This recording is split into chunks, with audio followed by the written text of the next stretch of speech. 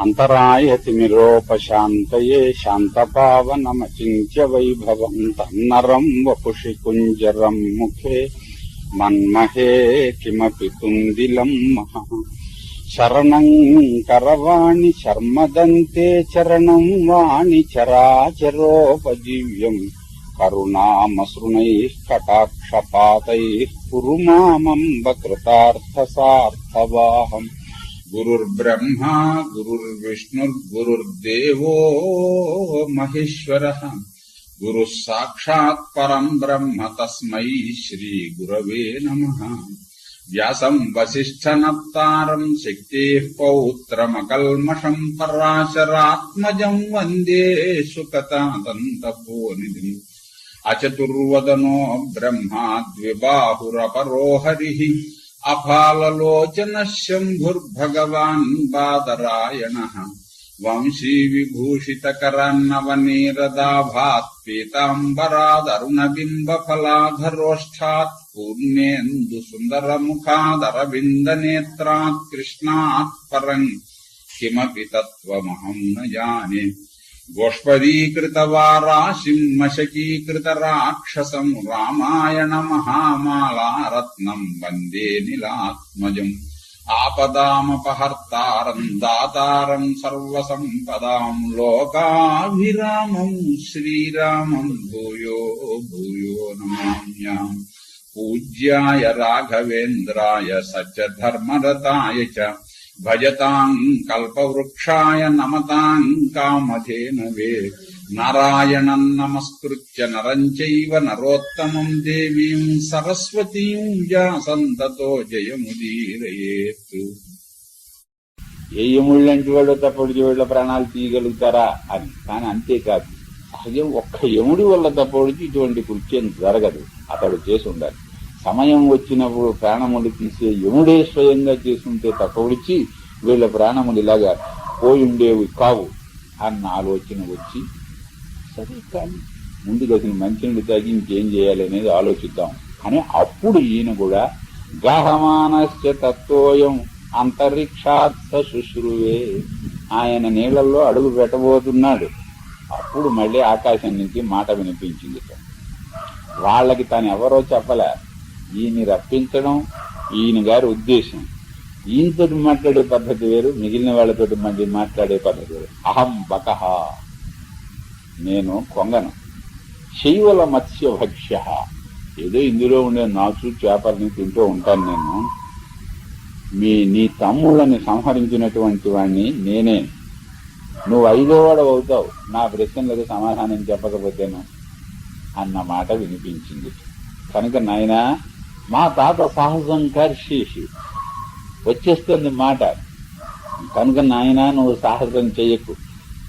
ఇది నా పూర్వము నేను స్వాధీనం చేసుకున్నటువంటి సరస్సు. నా ప్రశ్నలకు సమాధానం చెప్పి నువ్వు నీళ్లు తాగు, కావలిస్తే పట్టుకుని వెళ్ళు అన్నాడు. ఇప్పుడు ధర్మరాజు గారు మిగిలిన వాళ్ళకి ఆయనకి ఉండే తేడా అది. రుద్రాణం వా వసూనాం వా మరుతాం వా ప్రధాన భాగ్ పృచ్ఛామి కో భవాన్ దేవో నైతచ్ఛకుని నా కృతం. నువ్వు ఏకాదశి రుద్రులలో ఒకడవై ఉండాలి, అష్ట వసువులలో ఒకడవై ఉండాలి, లేకపోతే మరుత్తులలో ఒకడవై ఉండాలి, అందులో ప్రధానుడవై ఉండాలి. లేకపోతే నా తమ్ముల ప్రాణాలు తీయటమా, అది జరిగే పని కాదు. ఎవరు నువ్వు కేవలం బతము మాత్రము కావు. వీళ్ళు ఒక హిమవంతం, పారియాత్రం, వింధ్యం, మలయం, 4 మహాపర్వతాలు. నా తమ్ముళ్ళంటే అటువంటి వాళ్ళ పడిపోయేది. వాళ్ళని కొంగ పడగొడుతుందా? ఇది జరిగేది కాదు. దేవతలో, గంధర్వులో, అసురులో, రాక్షసులో వాళ్ళు కూడా వీళ్లతోటి యుద్ధం చెయ్యలేరు, వీళ్ళనేం చేయలేరు. చేతను నీకేదో పని ఉండాలి, అదేమిటో నాకు తెలియదు. ఏం పని పెట్టుకుని నువ్వు ఇది చేశావో నాకు చాలా కుతూహలంగా ఉంది. నిజానికి సాధ్యసం, భయం కూడా వేస్తోంది. నువ్వు ఎంతటి వాడవు కాకపోతే ఇంతమంది ప్రాణాలను నీవు తీసుంటావు. మనస్సులో నాకు చాలా దుఃఖం కూడా వస్తోంది.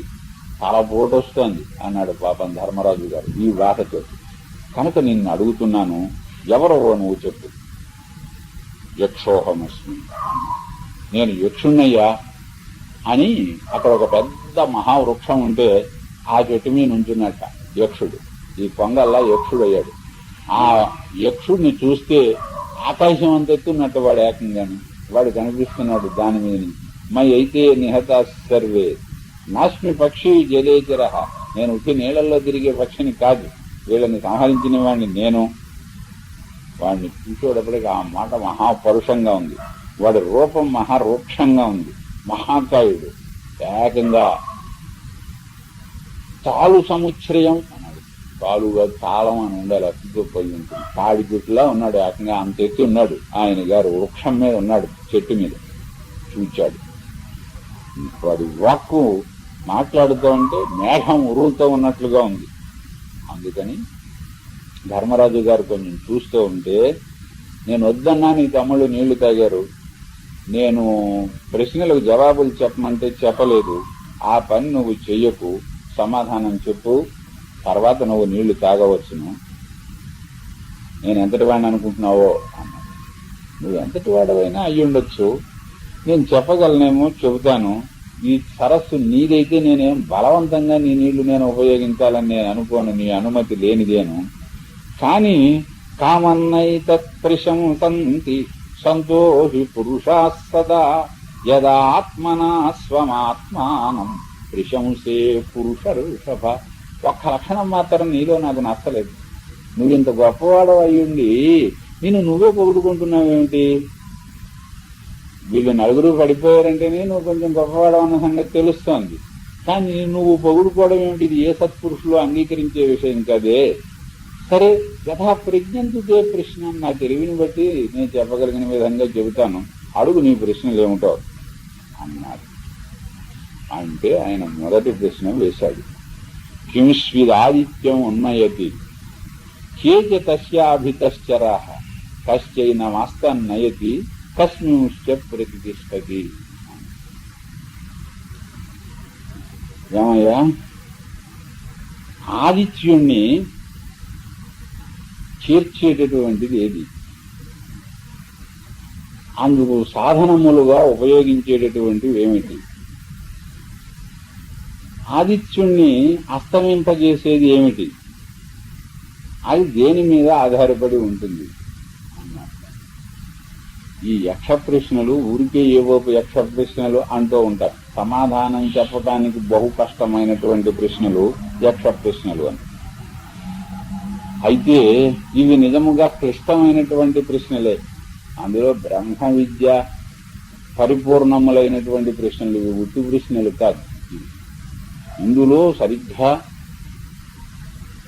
బ్రహ్మ ప్రతిపాదనమునకు అవసరమైనటువంటి ప్రశ్నలన్నీ వేశాడు. ఇతడు బ్రహ్మవేత్త ధర్మరాజు గారు అనడానికి తగిన విధముగా ఆ ప్రశ్నలకు సదుత్తరములు ఈయనిచ్చాడు. అందులో ఉన్నటువంటి రహస్యం అది. భారతంలో అనేక ఉపాఖ్యానములు ఉంటే ఏ ఉపాఖ్యానమునకు మళ్ళీ ఆ ఉపాఖ్యానమే బ్రహ్మ ప్రతిపాదకము, పైకి మామూలు వృత్తాంతముగా కనిపిస్తూనే. అయితే మనకో సందేహం రావచ్చు, మొదటి సందేహం, అయితే ఇది బ్రహ్మ ప్రతిపాదకములుగా కల్పించి రాసిన కథలా అని. అలా కాదు, జరిగినటువంటి కథయే అది బ్రహ్మ ప్రతిపాదకం కావచ్చు. దాన్ని చెప్పే విధముగా గనక ఆ కథని చెబితేను జరిగిన వాటిలోంచి చూడొచ్చు కదా, అందరికీ కనిపించని విశేషము జ్ఞాని అయినటువంటి వాడికి కనిపిస్తుంది. ఒక మామూలు సంఘటనలోనే కథ ఉట్టి కథగా ఒకడు చూస్తే ఆ కథలో ఉండేటువంటి విశేషమును విశేషవేత్త చూస్తాడు. ఆ విధముగానే ఇవి జరిగాయి. ఇక్కడ ఆదిత్యుడు అంటేటండి, యతః ఆత్మనైవ ఆత్మస్వరూపం వక్తవ్యం అతస్తే ప్రశ్నాన్ని ప్రతివక్ష్యామి. ఆత్మతత్వం తెలియాలి అంటే మళ్ళీ ఆత్మజ్ఞుడైనటువంటి వాడే చెప్పాలి. ఆత్మనైవ, అంతో ఎంతో ఆత్మే ప్రయత్నించాలి తప్పటికి ఇతరులు ప్రయత్నిస్తే అవి తెలిసేటటువంటివి కావు. అంచేత నేను ప్రయత్నం చేస్తాను అన్నాడు. ఇక్కడ ఆదిత్యుడు అంటేట కింస్విద్ ఆదిత్యం ఉన్నీయతి ఇత్యాది ప్రశ్నోత్తరమాలిక ఆత్మనస్తత్వం నిర్ణేతు ఆరబ్ధ. ఆదిత్యం ఆదత్తే శబ్దాదీన్ శ్రోత్రాదిభి ఇత్యాదిత్య జీవ అన్నాడు. ఆదిత్యుడు అనే మాటకు జీవుడు అని అర్థం అన్నాడు, అంటే జీవాత్మ అని అర్థం అన్నమాట. అయితే ఆ పదమునకు అర్థం ఎలా వచ్చింది? ఆదత్తే శబ్దాదీన్, శబ్దాది విషయములను స్వీకరిస్తాడు గనక మనలో ఉండి బుద్ధి ద్వారా, మనస్సు ద్వారా, ఇంద్రియముల ద్వారా విషయములను ఆయన గారు స్వీకరిస్తాడు గనక ఆయనకు ఆదిత్యుడు అని పేరు వచ్చింది. అటువంటి వాణ్ణి అయితే మనకు అది తెలియడం అనేది ఎలా తెలుస్తుంది? ఆదిత్యం ఉన్నయతి, ఆ ఆదిత్యుణ్ణి తెలియజేసేటటువంటిది ఏది అంటే ఆత్మతత్వమును తెలియజేసేటటువంటిది ఏది అని ప్రశ్న అన్నమాట. ఆదిత్యుణ్ణి చేర్చేటటువంటిది ఏది అన్న మాటకు అర్థము ఆత్మతత్వమును తెలియజేసేది ఏమిటి అని. అంటే దేవాస్తస్యాభితశ్చరః, వేదముల వల్లే తెలుస్తుంది అన్న. ఇక్కడ దేవాహ అని చెప్పని అనినప్పటికీ కూడాట బ్రహ్మ వేద ఉన్నమతి దేహాదిభ్య పృథక్ కరోతి, వేదమే దాన్ని చేరుస్తుంది అని. బ్రహ్మ ఆదిత్యం ఉన్నది, దాని సమాధానం చెబుతూ వేదమే ఆయన్ని తెలియజేసేటటువంటిది. దేవాస్తస్య అభితశ్చరాహ, ఆ వేదము తెలియజేస్తుంది అనే మాటకు అర్థం ఏమిటి? అందులో చెప్పినటువంటి సాధనోపాయములు ఉన్నాయే అవే దానికి ఉపకరణములుగా మనకు ఉపయోగిస్తాయి. ధర్మంచ అస్తం నయతి, అస్తం అనే దానికి మరి ప్రధానమైనటువంటి సాధనములలో ప్రధానమైనది ఏమిటి అంటే ధర్మమే ప్రధానమైనది. అస్తమును చేరుస్తుంది అనే మాటకు అర్థం అస్తం అంటే స్వస్థానముట, అంటే సాయంకాలం అయ్యేటప్పటికి స్వస్థానాన్ని చేరుకుంటారు కనుక అస్తం అంటే స్వస్థానము అని లౌకికంగా చెప్పేటటువంటి మాట. ఇక్కడ దేవాహ అంటే శమాదయ తస్య అభితశ్చరాహ సహాయ, శమాది సుగుణములున్నాయే సప్త సంపత్తి, అదే దాన్ని చేర్చేటటువంటిది అవుతుంది. అస్తము స్వస్థానం, అపహతర్వాత్మాది గుణాష్టక విశిష్టం తత్ కారణభూతం హార్దాకాశం ప్రతి ఏనం ధర్మ సాక్షాత్ పరంపరయావా, సరాసరి చేర్చవచ్చును లేకపోతే క్రమముగానైనా చేర్చవచ్చును. కర్మ ఉపాసన రూప, ఆ ధర్మం అనే మాటకు అర్థం ఏమిటిది? కర్మ మార్గము ఉపాసనా మార్గము ఆ రూపమైనటువంటిది అది చేరుస్తుంది, అది పొందిస్తుంది. ఈ విధముగా ధర్మశ్చ అస్తం నయతి, ఆ ధర్మం దేని మీద ఆధారపడింది? సత్యేచ ప్రతిష్ఠతి, సత్యము మీద ఆధారపడి ఉన్నది అది అని ఆయన వేసిన ప్రశ్నలకు ఇక్కడ సమాధానం చెప్పాడు. అయితే వేదము వల్ల తెలియవలసి ఉంటే వేదం చదువుకున్న వాడిని ఏమంటాం? సామాన్యంగా శ్రోత్రియుడు అని చెప్పని అంటాం. కేనస్విత్ శ్రోత్రియో భవతి, ఎందువల్ల అతడు శ్రోత్రియుడవుతాడు? ఎందువల్ల, దేనివల్ల అతడు ఆ బ్రహ్మమును పొందుతాడు? దేనివల్ల రెండవది కలవాడవుతాడు? దేనివల్ల బుద్ధిమంతుడవుతాడు అని మరి 4 ప్రశ్నలు వేశాడు. స్వస్తి ప్రజాభ్య పరిపాలయంతాం న్యాయేన మార్గేణ మహీం మహీషా, గోబ్రాహ్మణేభ్య శోమస్తు నిత్యం, లోకాః సమస్తాః సుఖినో భవంతు.